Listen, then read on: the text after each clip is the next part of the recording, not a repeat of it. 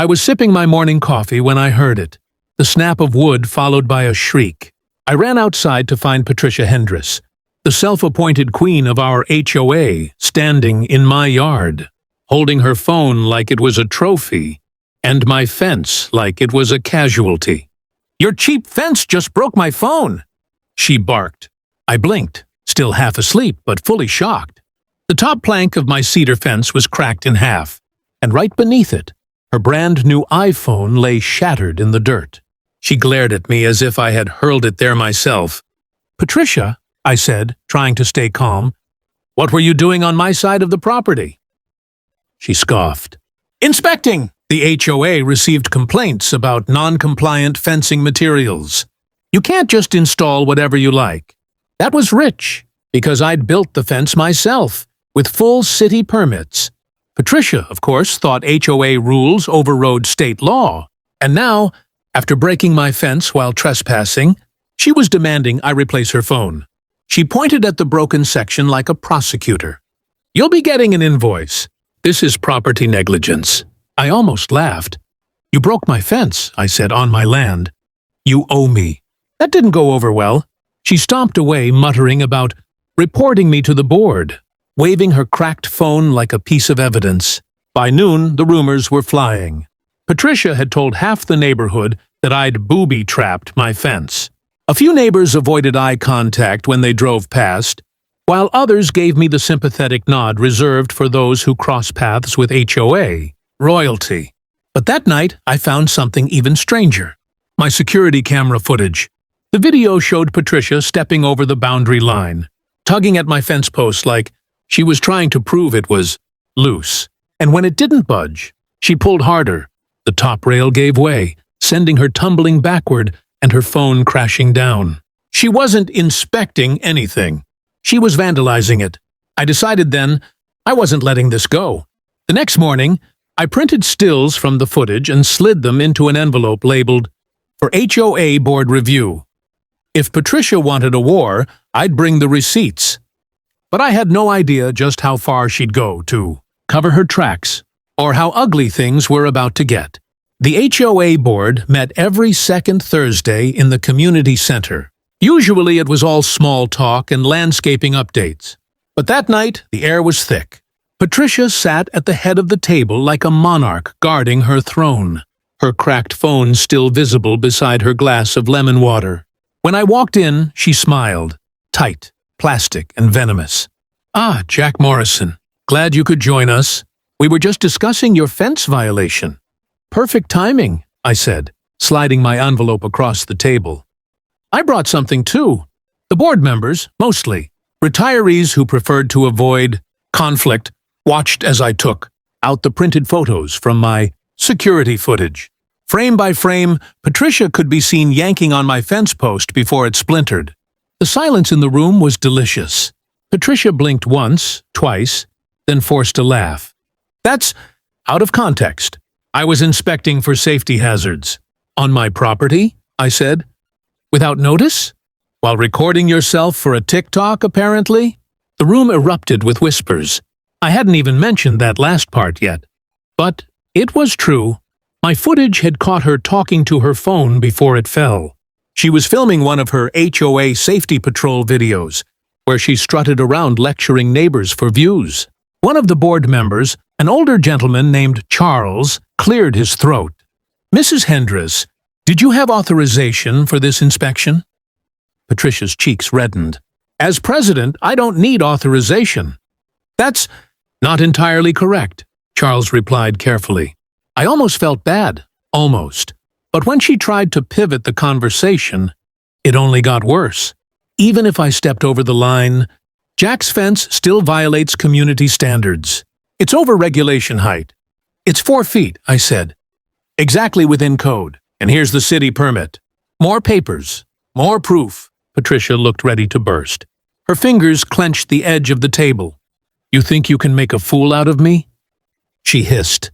I shrugged. "You're doing fine on your own." The room gasped. By the end of the meeting, the board voted to table any decision until further review of the footage. Translation: Patricia was on thin ice. But when I got home that night, the The damage had already begun. Someone had dumped garbage on my driveway, and a note was stuck under my windshield. It read, "Stop embarrassing me. Fix this quietly, or it'll get worse." The handwriting was hers. The next morning, I found deep scratches running along my truck's side panels. Long, deliberate, and fresh.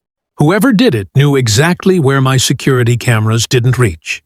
Patricia's note had gone from warning to promise. I called the police.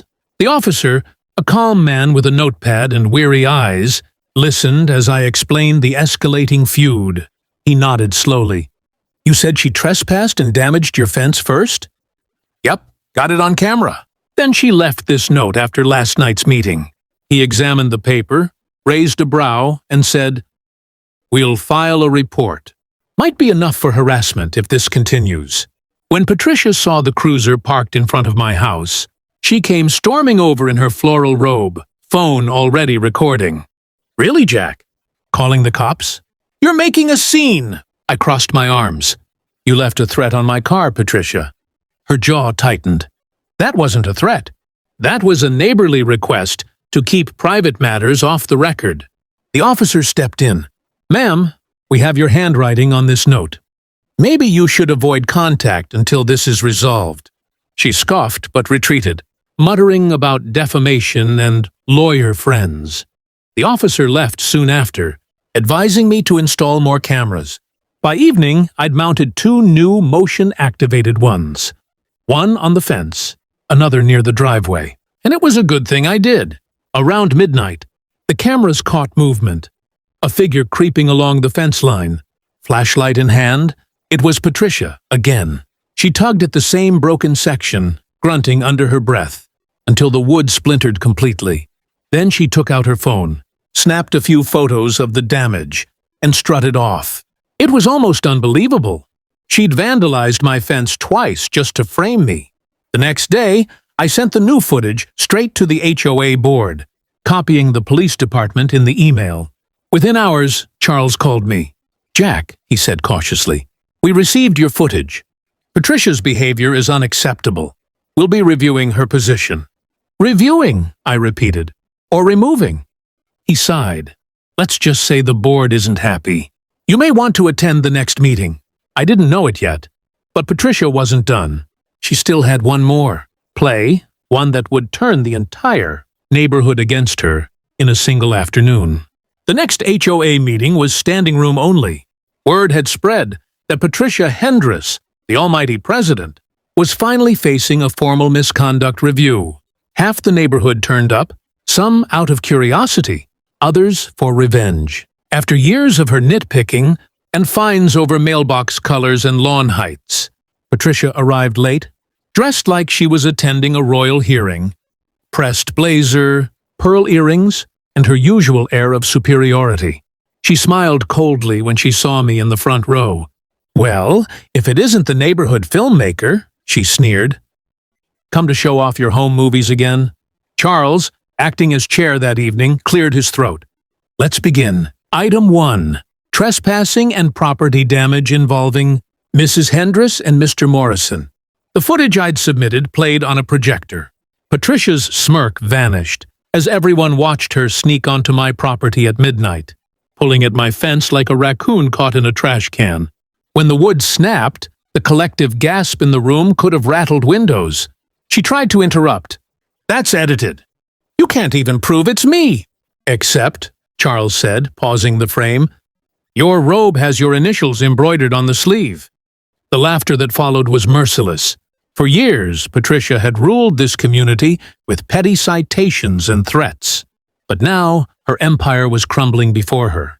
The board voted unanimously to remove her as HOA president and suspend her membership pending a legal review. When the decision was read aloud, she exploded. "This is a witch hunt! You're all jealous because I care about this neighborhood." "Caring doesn't mean trespassing," I said evenly. "Or vandalizing." She spun toward me, red-faced. "You think you've won, Jack? This isn't over." "Actually," I said, pulling an envelope from my jacket, "it is."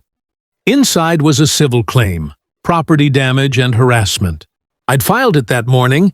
The police had confirmed her handwriting. on the note and matched her shoe. Prints to the ones in my yard. It was airtight.